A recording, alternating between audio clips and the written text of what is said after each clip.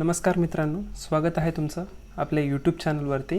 तर या व्हिडिओमध्ये आज आपल्याला NCERTचा 9वा चॅप्टर पाहायचा आहे. तो म्हणजे व्हायटल विलेजेस आणि थ्रायव्हिंग टाउन्स, म्हणजे काय महत्त्वाची काही गावे आहेत आणि संपन्न शहरं आहेत ते आपल्याला या चॅप्टरमध्ये पाहायचे आहे. या आधीचे जे काही व्हिडिओ आपण पाहिलेले आहेत, जे चॅप्टर 8 आपण पाहिलेला आहे सगळ्यात महत्त्वाचं म्हणजे, तर त्या चॅप्टरचीच ही लिंक आहे. त्यामुळं हा चॅप्टरसुद्धा समजून घेणं खूप महत्त्वाचं आहे. कारण हा जर चॅप्टर जर तुम्हाला समजला नाही तर इतिहासाचा जो काही ओव्हरव्ह्यू आहे किंवा एन्शियंट इंडिया समजून घेण्याची जी काही एक मजा आहे ती मजा तुम्हाला येणार नाही. त्यामुळं हा चॅप्टरसुद्धा समजून घेणं खूप महत्त्वाचं आहे. तर चला मग बघून घेऊत की या चॅप्टरमध्ये आपल्याला कोणकोणते स्लाइड्स पाहायचे आहेत. तर यामध्ये पहिली स्लाइड आहे ती म्हणजे आयर्न टूल्स आणि ॲग्रिकल्चर. तर जी काही लोखंडाची साधनं होती आणि त्या लोखंडी साधनाचा वापर करून शेतीमध्ये जी काही डेव्हलपमेंट झाली तर ती डेव्हलपमेंट आपल्याला या स्लाईडमध्ये बघायची आहे. त्यानंतर उत्पादन वाढवायच्या ज्या काही इतर काही स्टेप्स होत्या तर त्या स्टेप्स कोणत्या होत्या, त्यापैकी एक होती इरिगेशन. तर इरिगेशन काय होतं, त्यावेळेस कसं इरिगेशन डेव्हलप झालं, इरिगेशनची जी काही प्रोसेस होती त्यावेळेस इरिगेशनची एक व्हर्च्युअस सायकल होती, ती व्हर्च्युअस सायकल काय होती हे पाहायचं आहे.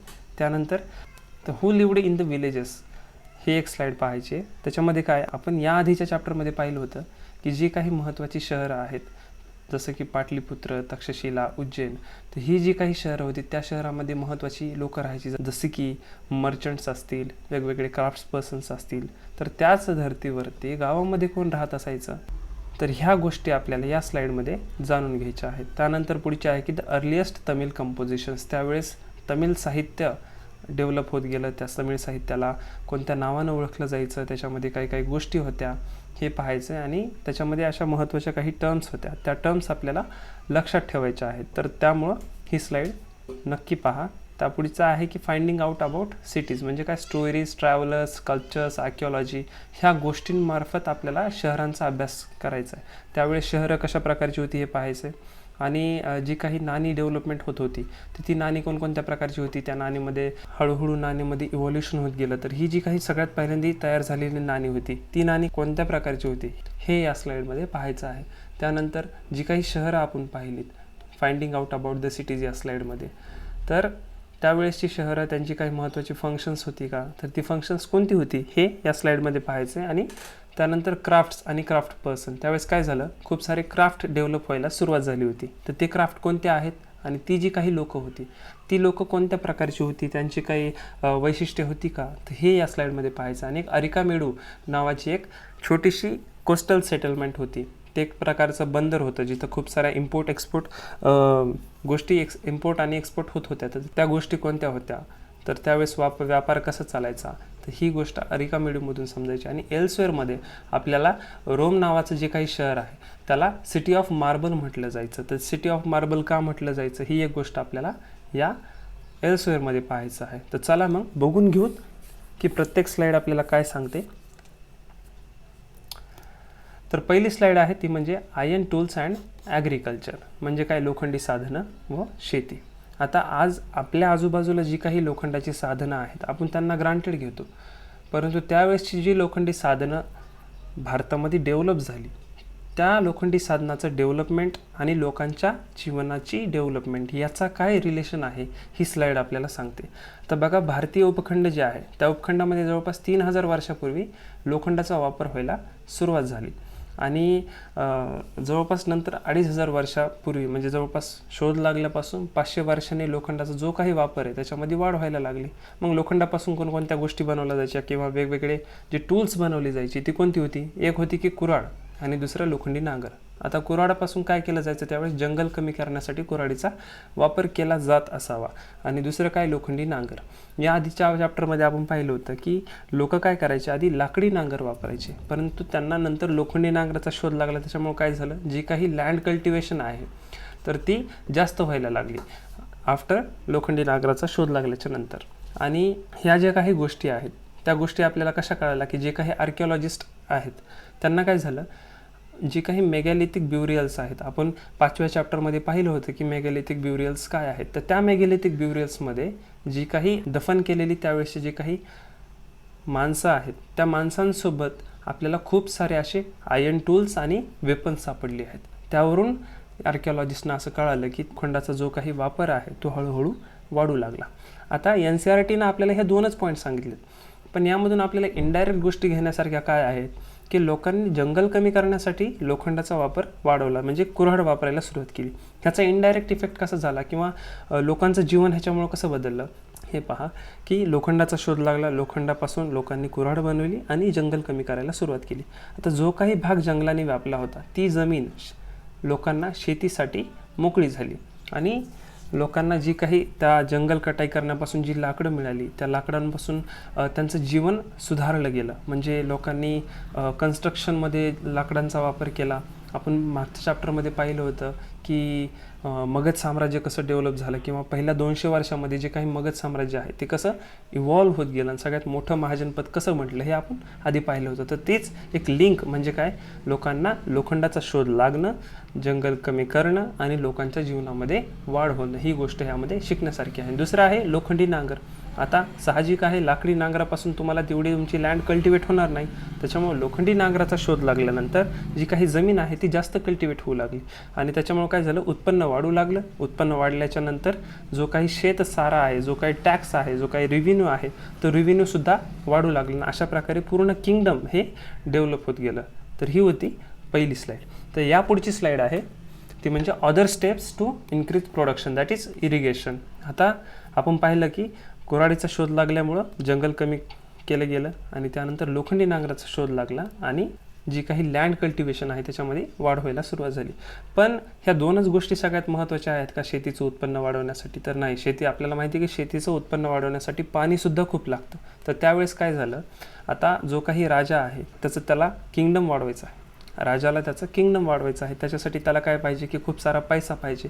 मग त्या पैशाचा तो काय करणार, खूप सारे पॅलेसेस बांधणार, खूप सारे फोर्ट्स बांधणार, म्हणजे किल्ले बांधणार आणि त्यानंतर जी त्या पॅलेसेस आणि फोर्ट्सचं मेंटेनन्ससाठी तो काय करणार, आर्मी रिक्रूट करणार. मग आर्मीला नियमित सॅलरी द्यावा लागणार.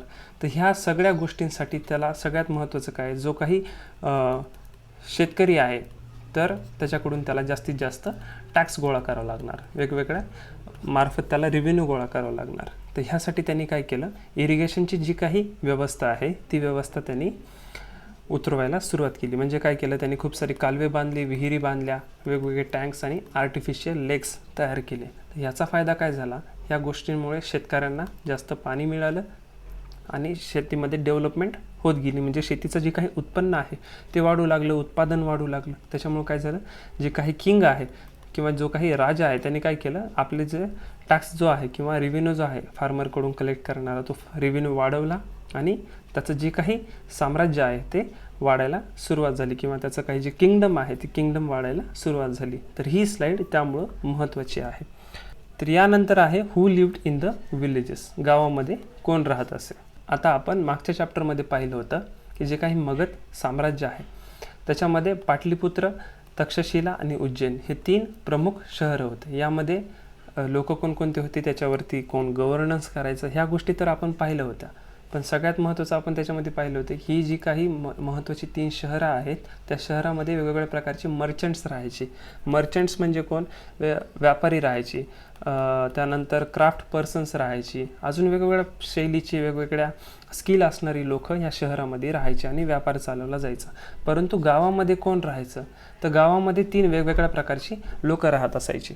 आता जर आपण नॉर्थ इंडिया आणि साऊथ इंडियाचं जर कंपॅरिझन केलं तर नॉर्थ इंडियाच्या गावामध्ये जे काही 3 लोक राहायची त्यापैकी पहिला होता तो म्हणजे गाव प्रमुख, त्याला ग्रामभोजक म्हणून ओळखला जायचा. आता ह्या ज्या कन्सेप्ट आहेत ह्या खूप महत्त्वाच्या आहेत, त्याच्यामुळे ह्या कन्सेप्ट तुम्ही लक्षात घ्या. तर ग्रामभोजक जो आहे तो खूप पॉवरफुल व्यक्ती असायचा त्या गावामध्ये. त्या गावामध्ये त्याच्या नावावर सगळ्यात मोठी जमीन असायची, म्हणजे तो सगळ्यात मोठा ग्रेट लँड ओनर असायचा आणि त्याचे इतरही कार्य असायचे. म्हणजे जसं काय, जर गावामध्ये एखादी तंटा झाला किंवा गावामध्ये कॉन्फ्लिक्ट झाली तर कॉन्फ्लिक्ट सोडवण्यासाठी जो काही पंचायत आहे त्या पंचायतचा जज म्हणजे हा ग्रामभोजक असायचा. त्याच्यानंतर त्याची खूप मोठी जमीन असल्यामुळं तो काय करायचा, सर्वंट्स जे आहेत त्याच्या जमिनीमध्ये काम करण्यासाठी सर्वंट्स हायर करायचा किंवा वेगवेगळे जे स्लेव्ज आहेत तो स्लेव्ज ठेवायचा, वेगवेगळे गुलाम ठेवायचा. आणि ग्रामभोजक ही जी कन्सेप्ट आहे किंवा ग्रामभोजक ही जी पदवी आहे त्यावेळेची ती हेरिडेटरी होती. हेरिडेटरी म्हणजे काय, वंश पद्धतीने चालत आलेली ही पोस्ट होती. म्हणजे एखाद्याचं आता समजा हा ग्रामभोजक आहे, तर त्याचा जो मुलगा आहे तो सुद्धा ग्रामभोजक होणार, त्याच्यानंतर त्याचा मुलगा. तर ही हायरार्की किंवा ही हेरिडिटरी पद्धतीनं तयार झालेली ही पोस्ट होती ग्रामभोजक. तर ही सगळ्यात गावामध्ये मुख्य पोस्ट होती. दुसऱ्या प्रकारची व्यक्ती कोण होती, तर ती होती गृहपती. आता गृहपती कोण, जी काही स्मॉल लँड ओनर्स आहेत त्यांना गृहपती म्हणून ओळखलं जायचं. आता आपण पाहिलं की जे ग्रामभोजक आहे त्याच्या नावावरती सगळ्यात जास्त जमीन असायची, तो खूप मोठा लँड ओनर असायचा. पण जो गृहपती आहे तो स्मॉल लँड ओनर असायचा, त्याच्या नावावरती कमी जमीन असायची. असे खूप सारे गृहपती असायचे. आणि तिसऱ्या प्रकारची जी काही व्यक्ती त्या गावामध्ये राहत असायची ते म्हणजे दास किंवा कर्मकार. म्हणजे काय, स्लेव्स किंवा कर्मकारच. कर्मकार म्हणजे आपण त्यांना कामगार म्हणू, त्यांना जमीन नसायची. तर ह्या 3 प्रकारचे गावं हे नॉर्थ इंडियामध्ये राहायचे.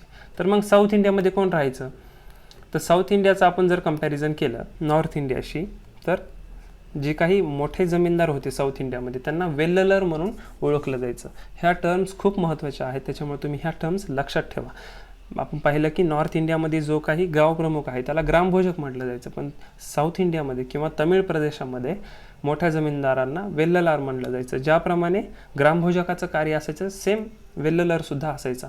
आणि आपण पाहिलं होतं की नॉर्थ इंडियामध्ये जो शेतकरी असायचा त्याला गृहपती म्हटलं जायचं. जो स्मॉल लँड ओनर आहे, छोटा शेतकरी आहे, त्याला गृहपती म्हटलं जायचं. परंतु तमिळ प्रदेशामध्ये जो काही साधारण नांगर चालवायचा त्याला उझावर म्हणून ओळखलं जायचं. आणि जे काही जमीन नसलेले कामगार होते त्यांच्यासाठी कडाईसियार आणि आदिमाई ह्या 2 टर्म होत्या. म्हणजे कडाईसियार आणि आदिमाई म्हणून त्यांना ओळखलं जायचं.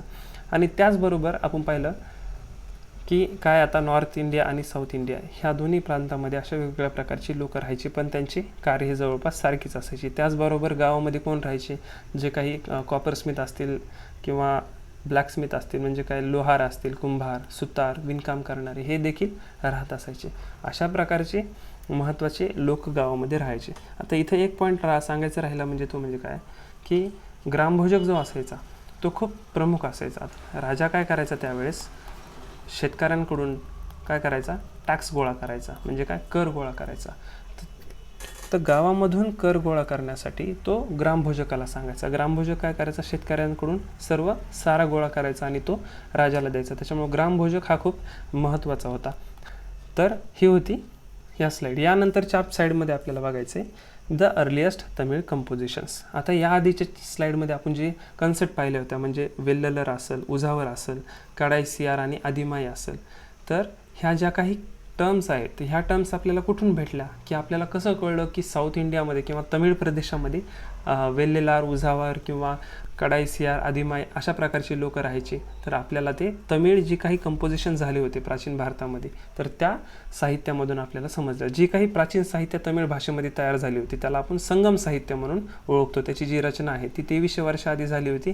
तर यांना संगम साहित्य म्हटलं जातं. ते संगम साहित्य का म्हटलं जातं याचं जर आपण या प्रश्नाचा जर आपण विचार केला ते म्हणजे काय व्हायचं, मदुराई नावाचं जे काही त्यावेळेस प्राचीन शहर होतं, त्या ठिकाणी वेगवेगळे जे कवी आहेत ते सभेद्वारे भेटायचे आणि त्या सभेमध्ये ते काव्य रचायचे. तर त्यांनी जे काही काव्य रचलेलं आहे ते सभेद्वारे रचलेलं आहे. म्हणजे काय झालं, सगळ्या कवींचं एका ठिकाणी संगम झालं. ती जागा कोणती होती, ती म्हणजे मदुराई. तर ह्या ठिकाणी सगळ्या कवींचं संगम झालं. त्याच्यामुळं ह्या ज्या काही रचना आहेत किंवा जी काही प्राचीन साहित्य त्या भाषेमध्ये तयार झालं त्याला आपण संगम साहित्य म्हणून ओळखतो. तर ही होती अर्लिएस्ट कंपोजिशन्स. तर त्यानंतर आपल्याला बघायचं आपण गावामध्ये कोण राहत असत हे तर बघितलंच, किंवा गावाची काही महत्त्वाची कार्य होती ती सुद्धा आपण पाहिली. तर शहराच्या बाबत आपल्याला वेगवेगळ्या गोष्टी कुठून मिळणार, की वेगवेगळे जे इव्हिडन्सेस आहेत त्यावेळेसची शहरं ही एका प्रकारची होती. त्या शहरामध्ये कोणकोणत्या प्रकारचं इन्फ्रास्ट्रक्चर होतं, वेगवेगळं प्रशासन होतं, ह्या सगळ्या गोष्टी आपल्याला कुठून कळणार, तर प्राचीन भारतामध्ये ज्या काही कथा लिहून ठेवलेल्या आहेत किंवा जे काही प्रवासी येऊन गेलेले आहेत किंवा त्यावेळेस कल्चर डेव्हलप होत होतं, जसं की वेगवेगळ्या प्रकारची शिल्पकला त्यावेळेस तयार झाली. तर ती शिल्पकला आणि आर्किओलॉजी ह्या सगळ्या गोष्टी आपल्याला त्यावेळेसची शहरांबाबत पुरावे देतात. म्हणजे कसं, आपण जर जातक कथा पाहिल्या, आता जातक कथा हा बौद्ध साहित्याचा एक प्रकार आहे. बौद्ध जे काही साहित्य निर्माण झालेलं आहे त्याच्यामध्ये जातक कथा हा खूप प्रमुख मुद्दा आहे. याच्यातून आपल्याला बौद्ध इतिहासाबाबत भरपूर गोष्टी मिळतात. तर जातक कथा ज्या आहेत त्या कोणी लिहिल्या, जे काही सामान्य माणसं आहेत त्या सामान्य माणसांनी ह्या गोष्टी लिहिल्या. नंतर काय केलं, बौद्ध जे भिक्खू होते त्यांनी काय केलं, त्या प्रिझर्व केल्या, त्यांचं जतन केलं आणि त्यानंतर जातककथा म्हणून त्यांचा त्यांनी संग्रह तयार केला आणि अशा जातककथांमधून आपल्याला शहरांबाबत माहिती मिळते. त्याच्यानंतर काय, जी काही त्यावेळेस शिल्पकार होते त्या शिल्पकारांना काय केलं, वेगवेगळ्या प्रकारची शिल्प रचली.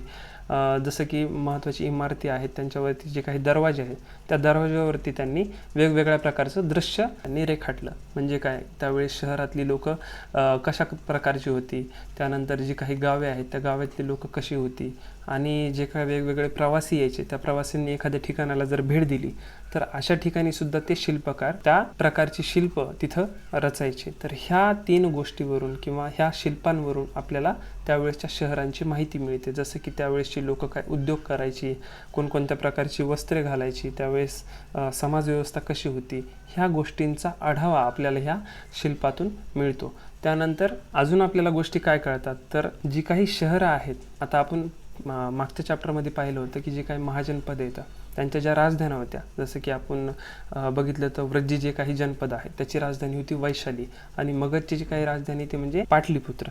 ही जी काही शहरं आहेत त्याच शहरांची नंतर डेव्हलपमेंट होत गेली आणि जी काही पुरातत्व शास्त्रज्ञ आहेत, जी काही आर्किओलॉजिस्ट आहेत, त्यांना अशा वेगवेगळ्या शहरांमध्ये एक भांड्यांचे थर सापडले.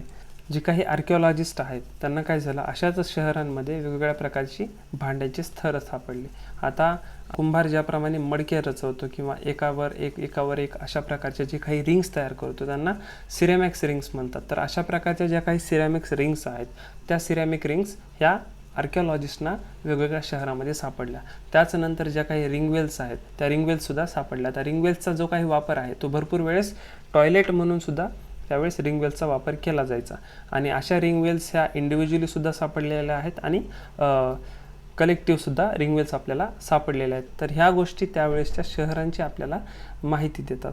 त्यानंतर वेगवेगळे जे ट्रॅव्हलर्स भारतात येऊन गेले त्यांनी खूप सारे असे त्यांचे अकाउंट लिहिलेले आहेत आणि त्या अकाउंटमध्ये त्यांनी ज्या ज्या शहरांना भेट दिलेली आहे त्या शहरांची त्यांनी माहिती दिलेली आहे. तर एक अननोन ट्रॅव्हलर भारतामध्ये येऊन गेला ज्याचं नाव आपल्याला आता माहीत नाही, पण त्याने त्याच्या पुस्तकामध्ये भरूच नावाचं जे शहर आहे त्या शहराची त्यांनी माहिती दिलेली आहे. तर ती माहिती कोणती, त्यांनी सांगितलं की भरूच नावाचं जे शहर आहे तिथं जाण्यासाठी जी काही शिप ट्रॅव्हलिंग आहे ती खूप केअरफुली आपल्याला शिप त्यामध्ये ट्रॅव्हल करावं लागते. त्याचनंतर त्यांनी सांगितलं की भरूच शहरामध्ये वेगवेगळ्या गोष्टी इम्पोर्ट होत होत्या आणि वेगवेगळ्या गोष्टी एक्सपोर्ट होत होत्या. तर इम्पोर्टमध्ये सांगितलं की बाहेरून भारतामध्ये वाईन यायची किंवा महत्त्वाची पॉटरी भारतामधून यायची आणि एक्सपोर्टमध्ये आपण जो काही कॉटन आहे, वेगवेगळे मसाले आहेत, तर अशा गोष्टी आपण भरूच या शहरामधून एक्सपोर्ट करायच्या. तर अशा प्रकारची माहिती त्यांनी त्याच्या पुस्तकामध्ये दिलेली आहे. तर अशा प्रकारे आपल्याला ह्या वेगवेगळ्या स्टोरीजमधून, ट्रॅव्हलर्सच्या अकाउंटमधून, स्कल्पचरमधून आणि आर्किओलॉजीमधून त्यावेळेसच्या शहराची रचना किंवा शहरांची जी गोष्ट आहे ती आपल्याला या स्लाईडमध्ये समजते. तर यानंतरची स्लाईड आहे कॉईन्स म्हणजे काय, नाणी. यामध्ये जास्त काही मुद्दा नाही, तर एकच महत्त्वाचा मुद्दा आहे की सर्वात जी काही प्राचीन नाणी आहे भारतामध्ये तर त्याला आपण पंचमार्क्ड कॉईन्स म्हणून ओळखतो.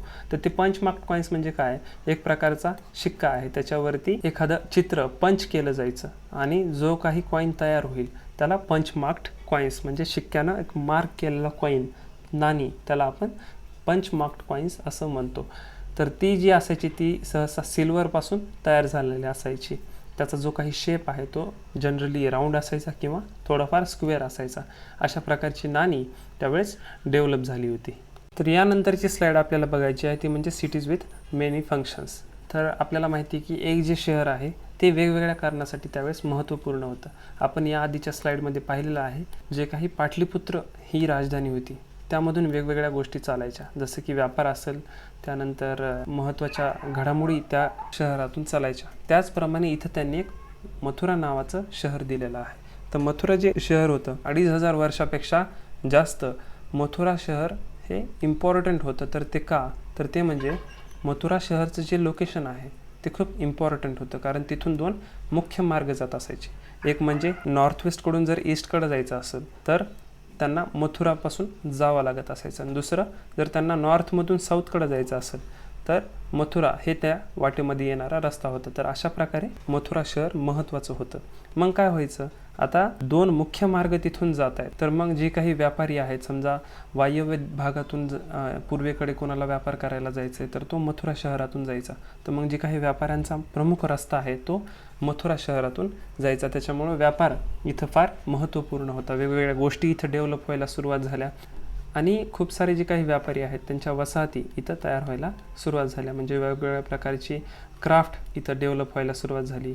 आणि हे खूप महत्त्वाचं शहर होत असताना इथं ह्या शहराला तटबंदी लागायला सुरुवात झाली. म्हणजे या शहराला तटबंदी नंतर केली गेली. आणि जे काही श्राईन्स असतील, म्हणजे महत्त्वाचे केंद्र आहेत वेगवेगळ्या धर्माचे, म्हणजे जैन धर्म असेल, बौद्ध धर्म असेल किंवा हिंदू धर्म असेल, या तिन्ही धर्मांचे जे काही प्रमुख श्राईन्स आहेत त्या सगळ्या श्राईन्स इथं डेव्हलप झाल्या. आणि अजून एक वैशिष्ट्य काय आहे मथुराचं, की मथुरा हे शिल्पकामासाठी सुद्धा खूप प्रसिद्ध होतं.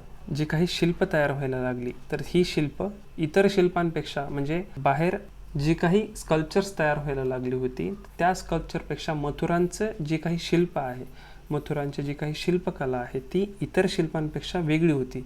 यांची एक वेगळीच कॅरेक्टरिस्टिक होती. तर ही कॅरेक्टरिस्टिक्स काय होत्या हे आपल्याला पुढच्या NCERTsमध्ये पाहायचंच आहे. आणि त्यानंतर मथुरा हे शहर का इम्पॉर्टंट होतं, तर जे काही कुशाण साम्राज्य नंतर तयार झालं होतं. येणाऱ्या चॅप्टरमध्ये पाहायचं आहे आपल्याला की कुशाण साम्राज्य कधी भारतात आलं, त्यानंतर कुशाणांच्या आधी कोण होतं, कुशाणांच्या नंतर कोण होतं, ह्या गोष्टी आपल्याला या चॅप्टरमध्ये पाहायच्याच आहेत. परंतु 2000 वर्षापूर्वी जी काही मथुरा शहर आहे तर ही कुशाणांची दुसरी राजधानी बनली गेली.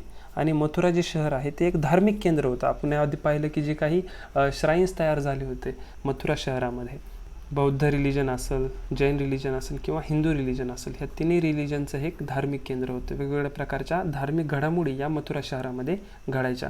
आणि जर आपण नंतर जर इतिहासात व्यवस्थित पाहिलं, जी काही भक्ती मुवमेंट सुरू झाली होती, तर भक्ती मुवमेंट काय येणाऱ्या चॅप्टरमध्ये आपल्याला पाहायचं आहे. भक्ती मुवमेंटसुद्धा मथुरा शहरात सुरू झाली होती. आणि अजून एक गोष्ट म्हणजे काय, की मथुरामध्ये कृष्णाची भक्ती जास्त केली जाते, ही एक गोष्ट आहे. त्यामुळं आपल्याला सांगता येते की मथुरा हे धार्मिक केंद्र होतं. त्यानंतर मथुरा या शहरामध्ये खूप सारी शिलालेखं सापडली. का सापडली, कारण मथुरा हे शहर खूप प्रमुख शहर होतं. त्यामधून वेगवेगळ्या प्रकारची व्यापारी जायची, खूप सारी धार्मिक केंद्र होती. त्यामुळं हे शहर महत्त्वाचं असल्यानं तिथं खूप सारी शिलालेखं सापडली. तर या सगळ्या गोष्टीवरून आपल्याला सांगता येतं की मथुरा हे खूप महत्त्वाचं शहर होतं आणि तिथं वेगवेगळ्या प्रकारचं क्राफ्ट डेव्हलप व्हायला सुरुवात झाली होती. तर यानंतरची स्लाईड आहे ती म्हणजे क्राफ्ट्स अँड क्राफ्ट पर्सन.